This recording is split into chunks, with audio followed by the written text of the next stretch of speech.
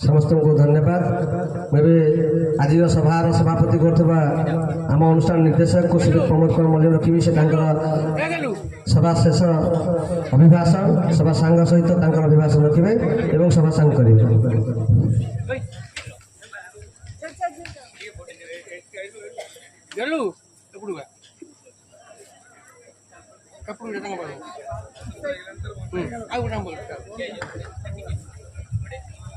आज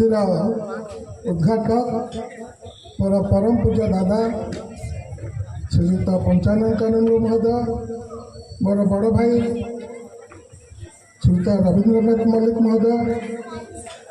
श्रद्धा अमय बाबू, मोर बड़ भाई निमय भाई एवं आम अनुष्ठान सभापति प्रसन्न भाई एवं आज चेयरमैन संतोष भाई, मो सामने उपस्थित थी समस्त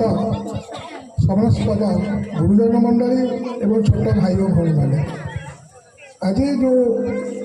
मान्यवर जो उपदेश हमको दे जाती आम अनुष्ठान ग्रहण अनुष्ठान आंतरिकता सहित ग्रहण करूँ। आम प्रयास जारी रखीचु ये अंचल समस्त स्वाधीनता संग्रामी मानकर फटो संग्रह कर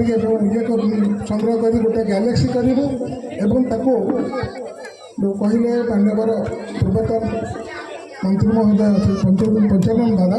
ताकू आम चेष्टा करूँ ये अंचल कौटी गोटे जब जगह मिले आम से अवस्थापित करूँ जपरी माधव कर ये हूँ अनुष्ठान आ गए बड़ कम से कम करने बर्तमान जाऊँ जे ग्रामांचल जो कला विलुप्त हो जाऊँगी से दासकाठिया हो पाला हो